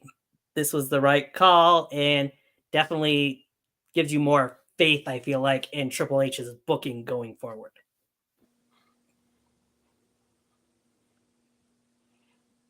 Knowing that he's able to prolong rivalries like that. Now, of course, out of all that, you get Cody handing the title to his mom, which was a special moment. Seeing Brandy in there, like we said, the family, a bunch of the good guys. I do want to mention, as I said, the Seth Rollins-Drew McIntyre match. Seth had to be helped up by KO, Sammy, and Jay to even try to get close to the ring or in the ring after that match, and to be brought over to shake hands with Cody. So I feel like there's probably even more injuries than what we know of, or he's really great at selling the chair shot that he took from Roman, one of the two. But I think we're going to go a little while without seeing Seth and probably a while without seeing Roman as well going forward, which means Cody's going to have his hands full, but we'll get more into that as we go along. Again, as I said, for me, I felt like WrestleMania Sunday was the better of the two nights. I'd agree with that 100%. Yeah, I do too. All right. Any last things you guys want to say about WrestleMania before we move on to the night after? Well, the one thing I want to say, and it's not a match, but I wanted to say to Mike Rotundo and Barry Windham, nice tribute to Bray when they wore his shirts. And I'm going to say this, and I'm a big Mike Rotundo fan. I met him, really nice guy. I feel for him. You can see the pain in his eyes. Wyndham was his everything. I know he has Taylor, but what a great... You're supposed to be celebrating your Hall of Fame induction, but he didn't care. He wanted people to recognize his son, and I always say this, we're never going to forget Bray. Bray is always going to be in our hearts. And That's the only thing I got to That's true. say. I feel like they did an excellent job on the Hall of Fame, and WrestleMania weekend was awesome. I think this year was I love the Triple H era because it so much reminds me of the Attitude Era. And Right. I grew up in the Attitude Era. I'm looking forward to see what's next. Yes, that's for sure. All right. John, you got anything? We moving on. I think it's time to move on. Okay, let's move on to After Mania then. I love the Fireflies being shown and having Bray's music play for the Hall of Fame and during WrestleMania Sunday too. But all right, so we move on to Raw After Mania, which would kick off with the game Triple H coming out there to thank everybody for being a part of WrestleMania weekend. Also to introduce, of course, the new WWE Undisputed Universal Champion Cody Rhodes. Nice video package they had played for Cody. He had a picture of his daughter shown on the screen, mentioning that she's one of the main reasons that he felt like he needed to win the title and do all he's done. Had Samantha Irving announce him as the champion again because Cody loves hearing Samantha do those announcements for him. Get feel-good moments between Cody and Triple H. As Triple H walks away and leaves Cody to talk, of course, we get the final boss, The Rock, as the first surprise, if you will, of the night. Quite the interesting interaction between those two, as The Rock would ask to hold the undisputed WWE Universal Championship title he's never held, which Cody would ask to hold the People's Championship. They swap the titles. Rock puts the undisputed title over his shoulder and says how nice it looks, and kind of foreshadowing almost, it felt like, of what could happen in the future potentially.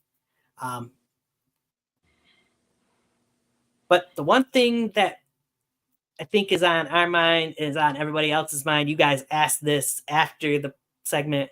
I've talked with a couple other people about it as well. At the end of the promo, pretty much, Rock took something out of his pocket, had it in his hand, handed it over to Cody, and Cody put it in his pocket. And Rock told Cody, "Don't ever break my heart again." This is the last we'll see of The Rock, it sounds like, for quite a while. Rumors that possibly he could be involved in SummerSlam, or maybe not again until next year's WrestleMania. We'll wait and see. You guys had asked the question in our group chat on Facebook, what was it that The Rock handed Cody? And I've seen what you guys have said. I've heard what other people have said. Possibly could have been the watch that Triple H and Bruce Pritchard and Nick Khan had given Cody the night before.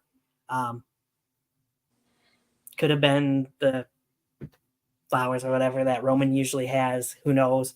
But I think we'll probably not find out for sure what it was until that rivalry picks up and we actually get the match, leading into the match anyways, between those two men. As a Rock kind of actually congratulated Cody Rhodes on finishing his story, but said that Cody might have finished that story, but their story has just begun.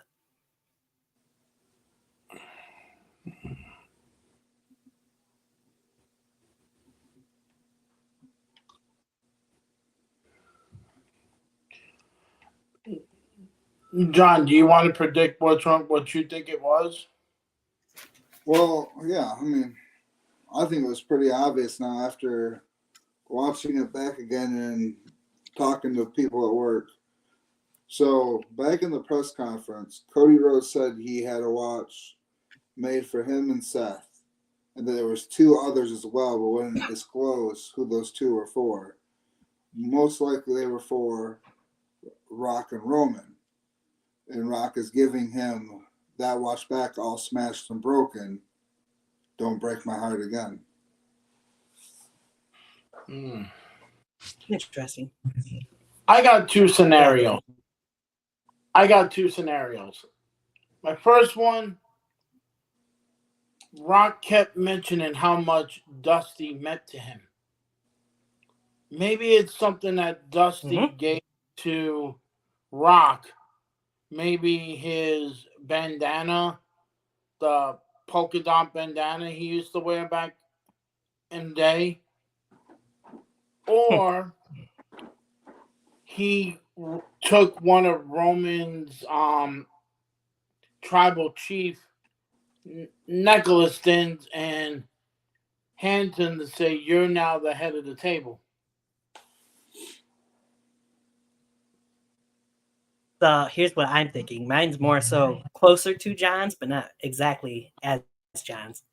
That second night for the press conference after he won the title was when he had a different watch on that he was given to him by Triple H, Nick Khan, and Bruce Pritchard, that they said was the one his dad had pawned off. So I think it was probably that watch all broken to pieces, not the actual watch. It'll be a replica or whatever, because if that was actually his dad's watch, they're not going to have that real one broken if they found it after all these years. But I have a feeling that's what actually is going to be revealed as what was handed to Cody by The Rock. You broke my heart by taking away my champion or my main event match at WrestleMania. I'm breaking your heart by taking away what your dad had meant so much to you that your dad had pawned off for you to go to acting school. And it was found after all these years. That would break Cody's heart. So that's what I'm thinking is what it was. We'll have to wait and see. From there, we go in. You got the Judgment Day coming out to the ring to celebrate the wins for Rhea Ripley and Damian Priest. Oh, sorry, they were shown arriving. Sorry, I jumped ahead. We'll get into that. We get to the first match. You got Shinsuke Nakamura coming out to the ring, and his opponent, the NXT champion, the Mad Dragon himself, Ilya Dragunov. As predicted by John, that we'd see. Not an official call-up, but it was announced. The WWE Draft will be returning in a few weeks, starting with SmackDown on April 26th, ending on Raw, April 29th.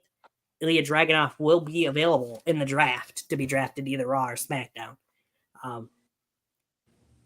Kind of a quicker match than I thought really these two should have had, but it was pretty decent for the time they were given. Ilya Dragunov was able to pick up the win with the Torpedo Moscow after an H-bomb. Yeah, that's pretty much all I'll say about that. Like I said, I felt like they could have been given more time than what they were. I know Rock and Cody and Triple H's whole segment went about 45 minutes, though, so that might have cut into it a little. I'm not sure. Nice way for Dragunov to kind of debut on the main roster, though.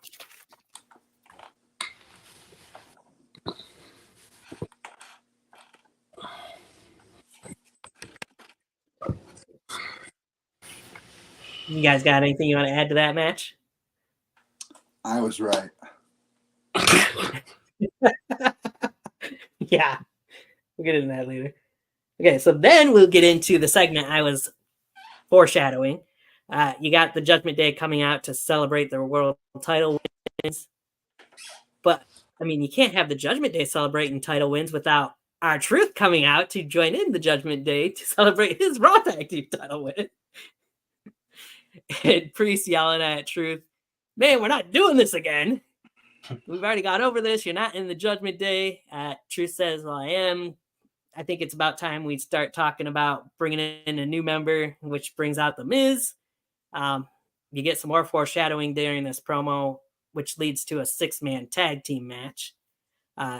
You got Finn Balor, JD McDonough, and Dominic Mysterio, as it looks like it's going to be a 3-on-2 handicap match, but you can tell from the foreshadowing it wouldn't be, versus the new Raw Tag Team Champions, Awesome Truth, Miz and R-Truth, of course. An interesting handicap match to that point up until you get to the last couple minutes of the match when finally their tag team partner comes out. Of course, John Cena, R-Truth childhood hero. Yes, you can't see me. We get the 15 knuckle shuffle and then a triple AA as Cena picks up the win for himself and Awesome Truth over the Judgment Day. probably from what I seen last night, the only match we'll see from John Cena this year in WWE, by the way. Potentially. But he keeps his record alive.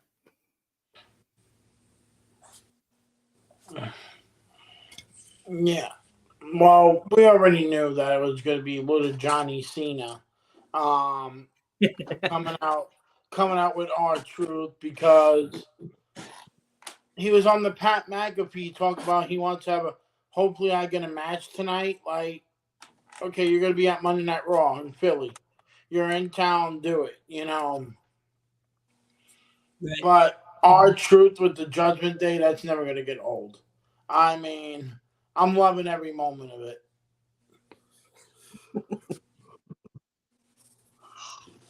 Well, I hope you do, because it might be the last you see of R-Truth and the Judgment Day together. That's true. That's the truth. The awesome truth. Because those two, yes. The awesome truth and the Judgment Day could end up on separate brands come the draft in a few weeks. So we'll see what happens there. Another nice moment for R-Truth and Miz and Cena there, though, anyway. It's a Reed segment. So then in the next match, we get another surprise as Indy Hartwell with Candice LeRae in her corner would be in the ring. Her opponent would be another NXT superstar, the new NXT Women's Champion, Roxanne Perez. How about that one? Yeah, we did.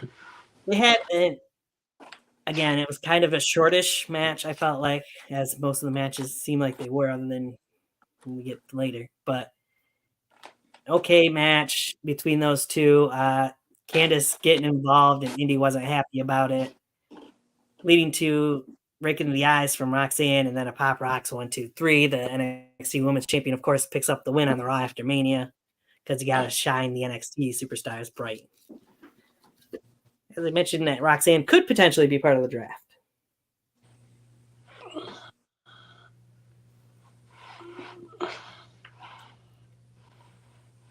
Move on from there. You got tag team action. Sami Zayn would team up with Master Gable, Chad Gable, to face Imperium. This match was actually a pretty decent length match, I felt like. Good match that showed off Sami and Gable sides as well as Imperium side. Got their stuff in too. Man, on my stand, I thought I seen something. Die. Anyway, in the end, it looked like Sami had the win all for himself. He had it set up for the Haluva kick, tags in Gable, hits the Haluva kick, Gable with Chaos Theory on Giovanni Vinci to pick up the 1, 2, 3. Of course, Gable had said at WrestleMania Saturday that Sami was to win the Intercontinental Championship, and Sami owed him one, which they'd talk more about backstage after this match, and we will get Sami Zayn versus Chad Gable out of this for the Intercontinental Championship next week in Sami's hometown, Montreal. Uh-oh. Uh-oh, he says. Uh-oh. Oh, no. Yeah, I'm afraid of what that might entail, too, but we'll see. Is Earl Hebner still around? Yeah, I'm sure he is somewhere, but... So from there, we go backstage. You got the 3 GMs talking about the draft coming up. It was saying that NXT could always bring in people from Raw or SmackDown down to NXT as well, or over to NXT, whatever you want to call it. In comes Chelsea Green, who of course complains because she was left off the biggest WrestleMania of all time and wasn't given a spot on there. But she's given a match here, which you could tell she wasn't going to like who the opponent was going to be, even though they wouldn't say who the opponent was. She'd come out to the ring, and much to her chagrin, her opponent would be Jade Cargill in what was a very, very short couple-second match, pretty much, 30-second match or something like that. Chelsea would find herself being jaded 1, 2, 3, Jade Cargill picks up her first singles victory in WWE.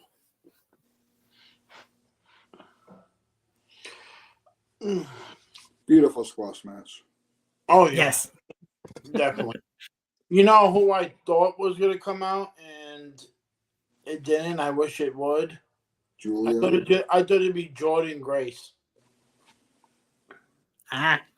From Impact, TNA. Yeah, that would have been nice because there was rumors that there was going to be an announcement about TNA being more involved with WWE over the weekend, and it didn't happen. So yeah. All right. And from there, of course, we go into the main event of Raw After Mania. You got the Fatal 4-Way #1 contenders match to determine who will be the first one to challenge Damian Priest for the World Heavyweight Championship. They didn't say when. I'm assuming it'll probably be in Backlash in France, but we'll see. You got the former champ, Drew McIntyre, who comes out bitching and crying and complaining because of what happened the night before, rightfully so. Then you got main event, Jey Uso, Big Bronson Reed, and Ricochet involved in this Fatal 4-Way match.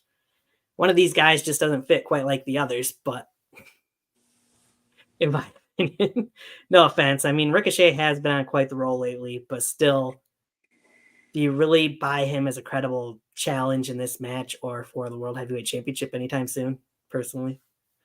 No, but back then we didn't consider Jey Uso a credible thing either.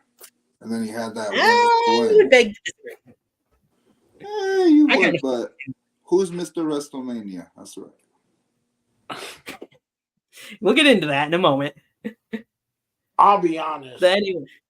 I'll be honest. I would have preferred Prince Puma. Yeah. I mean, he could have just went back. He could have just went backstage and put on his Prince Puma outfit. Like, oh, look, I'm Ricochet, but I'm also Prince Puma from Lucha Underground. I mean, Pat McAfee has been alluding to the fact that he's a Puma, so it makes sense. Yeah. I will say, though, he got some good spots in this match. All four guys really did. Of course, at the end, it looked like Drew was going to get his rematch as he had Jay set up for the Claymore when out from under the ring comes CM Punk, who Drew thought would not be seen anytime soon again and claimed he would take him out on scene next time he's seen him. Punk would grab a hold of McIntyre's ankle, stop him from hitting Claymore, leading to a super kick from Jay, and then the Uso splash, 1, 2, 3, Jay Usos going on to face Damian Priest for the World Heavyweight Championship.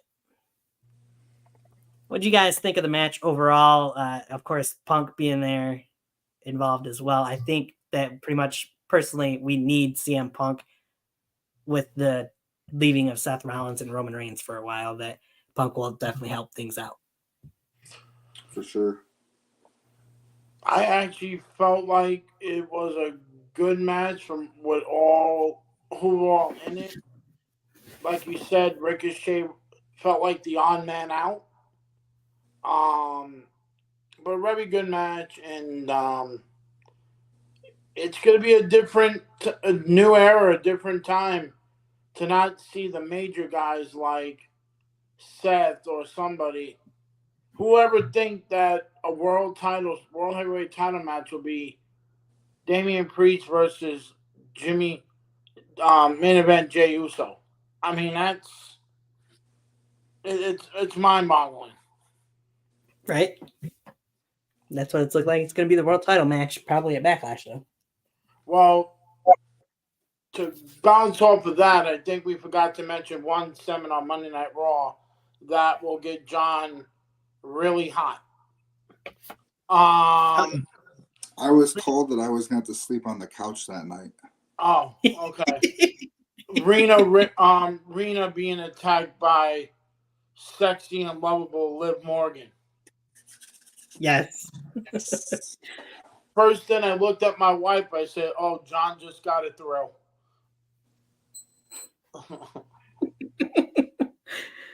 That chair shot, though, her throwing the chair in the face of Rhea. Whew. Yeah. Man. Only if Nikita Lyons was in that fight, John would be on the floor convulsing. We can even call up a little Fallon Henley too. We gotta start. We gotta start implementing NXT stars into the main roster. Like do a 3-show. Like come and fulfill John's fantasies. Right? Now we're talking. Oh. Drafted up to Raw or SmackDown, Fallon Henley could. Who knows?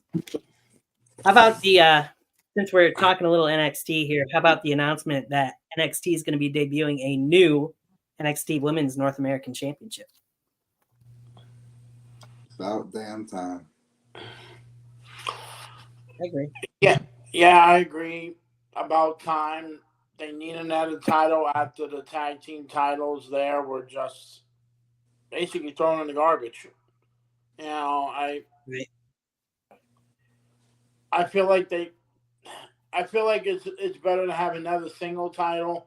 And I still feel that way with the main roster, that they should be another mid-card title for the women on the main roster. But they're all jammed up with all these damn titles. It's just ridiculous. Yeah. Get rid of the women's tag titles and have a new women's Intercontinental and U.S. championships on both brands, and would be good, or something to that effect, anyway. NXT wise, there wasn't really a whole lot to talk about. I mean, Natty had a women's title match against Roxanne Perez on there. Roxanne retained thanks to Little Vice. Yep. But the only big thing that happened really on NXT was the Wolf Dogs, of course, dropped the tag team titles to Nathan Frazier and Axiom. Braun Breaker is now done in NXT. He's going to be full-time as we get the fireworks for Frazier and Axiom. Braun Breaker is not going to be full-time on SmackDown going forward. Who knows? It could be Raw eventually come the draft too. But there was talks of potentially doing the Wolf Dogs on the main roster, so we could potentially see Braun and Baron back together on the main roster too. We'll have to wait and see. But after the match, when Nathan and Axiom are celebrating, is when we get them two being attacked by the Authors of Pain, Akam and Razor, as the Final Testament have made their way back to NXT. And that's why I said earlier, I feel like the Final Testament versus Lashley and the Street Profits is probably done because they're now taking this rivalry with Axiom and Frazier, as I feel like the Authors of Pain want the tag team titles, I believe, back, because I believe they held NXT tag team titles at one point in time. What, the Authors of Pain? Yes, did they beat DIY or did they beat Insanity? I can't remember for sure. I'd have to look it up. I think it's one of the teams. I think one of them. It's still interesting to see them pop up in there. Before I go into the final part of this, Eddie, you said you wanted to talk about it a little bit, so let's get out of the way. AEW Dynamite last night, they decided to show the footage of CM Punk and Jack Perry from All In from last August. All they did was show that CM Punk told the truth pretty much. Okay, so as you know, and you guys know me for a while now, there is a code in wrestling that if you have a beef with a wrestler or anybody, you keep it in-house. Punk is a loudmouth. We all know that. You keep it in the back. You keep it away from the media. You don't show the fans. I felt like Tony Khan basically broke the rule of wrestling. Like, I understand that he has a beef with CM Punk. Why did you hire him if you knew something was going to go on with him? Right. Punk is a guy that is an open book. He's going to do what he wants. I just felt like it was disgusting for a company. You could take shots at the company, you could take shots at the wrestlers, but you don't show a damn video to show what's going on. I feel like it's just disrespectful to your talent that you're crying about, well, I've been in matches for over 30 years. Well, big fucking deal. How does everybody else does? I just feel like they did it in the wrong way, and now they look like the assholes of wrestling. CM Punk is no longer with them. he's with us in WWE. Like, have a little more class for your talent and not show something that should have never been showed. And I feel like Tony Khan, I lost a lot of respect for you. Maybe you should just go back and be the owner of the Jacksonville Jaguars, because they're the only shit that is going to count more than the garbage that you put in. You know, I'm sorry if I'm coming out like this, but it's just disrespecting to every wrestler. And then you bring up Triple H, and then you have Will Ospreay, who is one of the greatest technical wrestlers, almost like Daniel Bryan. And you have him bringing up, oh, Lisa didn't have sex with the boss's daughter to get ahead. The hell's wrong with you? Have a little respect for your company and your talent to not bring up another talent. If you got something beef, shut the hell up and do your job. Right? That's the only thing I have to say. It's just been bothering me, and I'm just speaking I'm doing a damn a pipe bomb. I don't blame you. I mean, and then the guy, Tony Khan, has the gall to say on social media, it was interesting to CM Punk to mention this, knowing that we were going to be playing the video with like a week later or 2 weeks later. It's like, to hell you had that plan. CM Punk had it planned to go on this talk show for WrestleMania weekend for probably a couple months now, and you didn't think that was going to get brought up? Are you nuts? Like, you're a jackass if you think that people are going to believe that he had that plan for all this time to wait and show this at All In when Sting had just retired and they had to do a tag team title tournament because of it. And this is all supposed to help the build for Young Bucks and FTR. How the hell does it help the build for that match? Like people were saying on social media after it aired last night, oh, we're looking forward to the CM Punk Jack Perry match at the pay-per-view. Oh, wait, that's not happening. It's like, what was the point then of showing it after all these months? Yeah. I've been watching wrestling since 1985, which makes me feel old, you know. But I want to ask you guys, and I know wrestling is a sports entertainment, or now it's professional wrestling. How long have you guys been watching wrestling and you never saw a company? All right, maybe Eric Bischoff telling the results on Monday Night Raw is okay, right? But to show a video, it's class act. It shows that, and I saw this after they broke back to the announce table. Tony Schiavone, who's been in WCW, looked like a guy that's going to say, you know what, Tony, go fuck yourself. Right? Not you, the other Tony. No. The other Tony. You know, Tony Schiavone's a legend. And for him not to say nothing after that incident, he just said, oh, look, it's Hook, and then shut up. Like, that's a disgrace to announcers that have been in the business longer than you. Like, I've been watching wrestling since 85. How many years have you been watching it, John? Since 95. And what about you, Tony? Probably at least since 93, if not before. Yeah. I never saw a company do that, and shame on you, Tony Khan, and the Young Bucks. And I bet if Kenny Omega was there, I don't think he would approve of that, because it's a disgrace. It's a black eye on wrestling that you're a child and you're showing somebody else is not long with your company. It's gonna be somebody's gonna get sued. Quite possibly. You deserve it. Yeah. Thank you for letting me say that. I just got a little hot-headed with that. Like, how the hell do you disrespect professional wrestling? You broke a code. Yeah.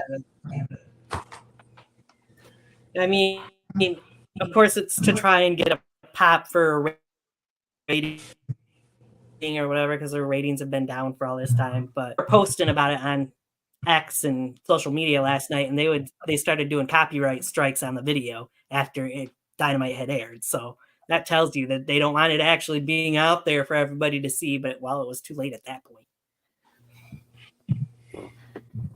stupid. That's all it was. But anyway, we digress. We move on. So the results, for anybody who might be wondering, I've already informed these guys. They already know. Eddie and I both ended up having the same record over these 4 premium live events, going Royal Rumble, Elimination Chamber, and both shows of WrestleMania. We ended up 18 right, 6 wrong.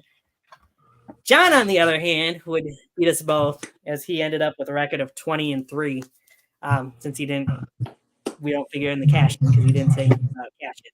So John did have the best record. Excuse me, sir. I want to Yes, recount because is because I swear that he cheated on this election. Sir, what's your name? It doesn't matter what's your name. Hey, listen. On Saturday, I'm taking you down for this title. On Saturday, that title comes home with Daddy, and there's Oh, nothing you can do about it. Really? You see this title? This built me for 3 hours. And I'm going to tell you straight up. Come Saturday, this title's staying with me. And in Syracuse, New York / Muskegon, Michigan,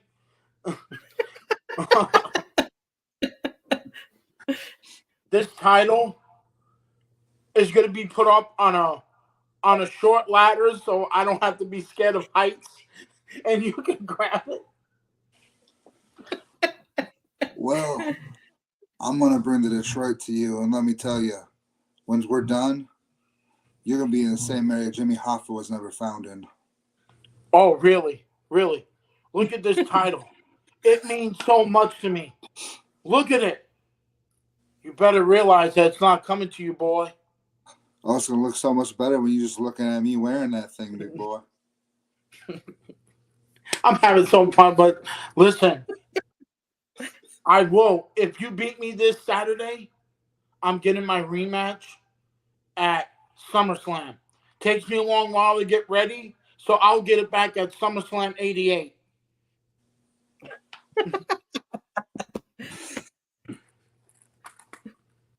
Terrific, guys. So, anywho, we got so much fucking problems with each other right now. It's ridiculous. Great promos, guys. Oh, nonetheless. Thank you. As we discussed going into the Royal Rumble this year, we did make the agreement that whomever after the first quarter had the best record would get a shirt from each of the other 2 guys. So, John, you will be getting shirts from both of us. I already got yours from me. It's just on its way. You have to wait for it.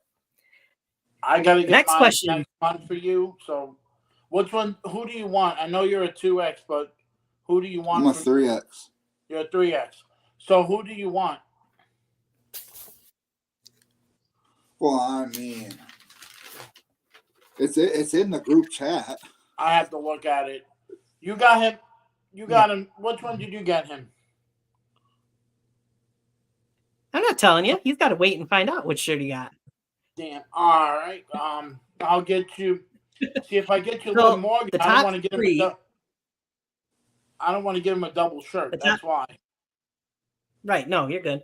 I'll tell you off the air if nothing else. But the top 3 people he said was Cody, Bray, and Sami Zayn. Yeah. Okay. Yeah, you and I can discuss that as we move off the air, Daddy. John got him. John has a hole. He has now this. He now has this and 2 T-shirts. Yeah. So the next question is, though, I was looking at the list of WWE Premium Live events between now and through the end of the year. So if we wait and go counting SummerSlam, there's going to be 5 Premium Live events that we'll be doing in that span. And then after that, there's only like 3 right now. It looks like about 3 that'll happen after SummerSlam going into Survivor Series. So my question is, you guys want to do it that way, or should we do because they've got Backlash in France, then they got the King and Queen of the Ring, and then Clash at the Castle, and then Money in the Bank, all before SummerSlam. So should we just do through Money in the Bank, and then afterwards do SummerSlam, Bash in Berlin, whatever the September potential pay-per-view premium live event is? If they might not even have one in September, because Bash in Berlin's at the end of August. So they might just do one in October and then do Survivor Series. It still potentially could be 5 premium live events, either one of those 2 sets that we do. It's up to you guys which one we want to do it, which way you want to do it. I feel like we should skip the King and Queen of the Ring, because that's like, who cares?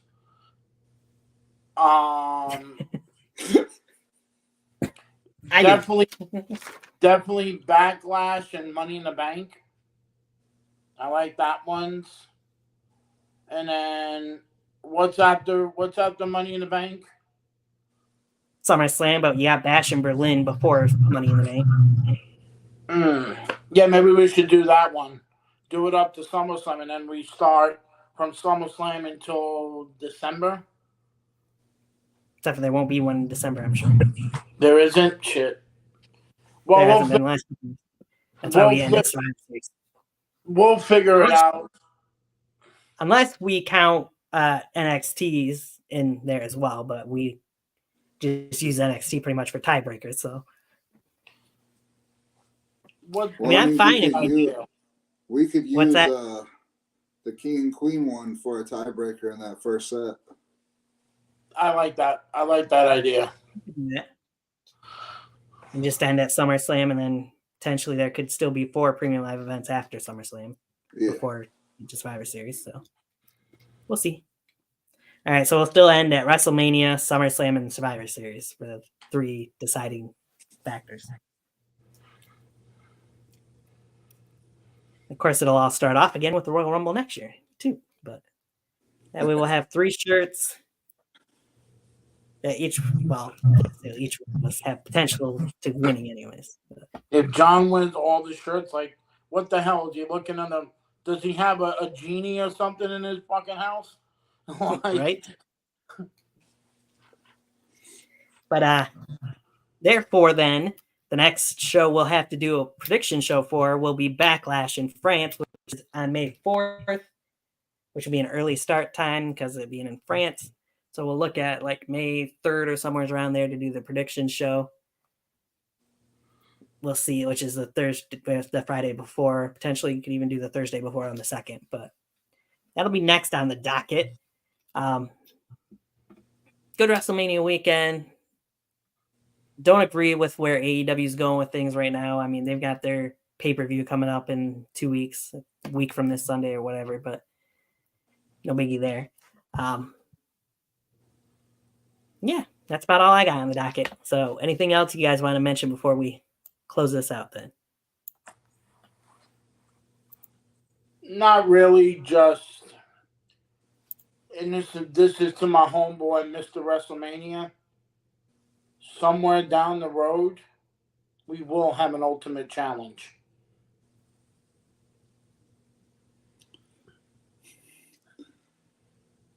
You say it's going to be an Ultimate Challenge, but the Ultimate Challenge is how long are you going to last once you get in the ring with me?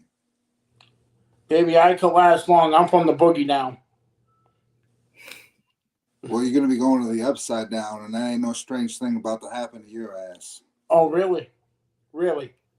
You talk so many times that you believe yourself that you're going to come and step up with the final boss? You're out of your fucking mind. Because when it comes for me to hold this title and this title, it ain't going anywhere, bitch. Come Saturday, I'm taking you down. And that's the final profit from the final boss.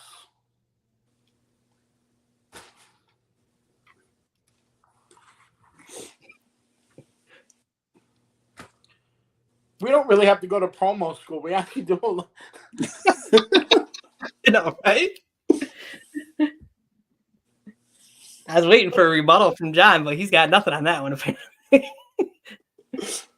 Ladies and gentlemen, here at Tiger Talk Wrestling, we want you to know we're not just idiots. We just love professional wrestling. We even do our own promos with replica titles. I mean, who does that? But we do. But thank you to you guys, and thank you to everybody who watched us. And it's been a great WrestleMania. Yeah, and we do plan on doing we did our little tribute to WrestleMania going into it. We do plan on doing something similar for SummerSlam. You guys can be on the lookout for that as well in a few months. As for that, thank you, John. Thank you, Eddie, for being here. Always a blast. We'll catch you guys with our Backlash prediction show in a few weeks. Have a good night as we go out with the bang.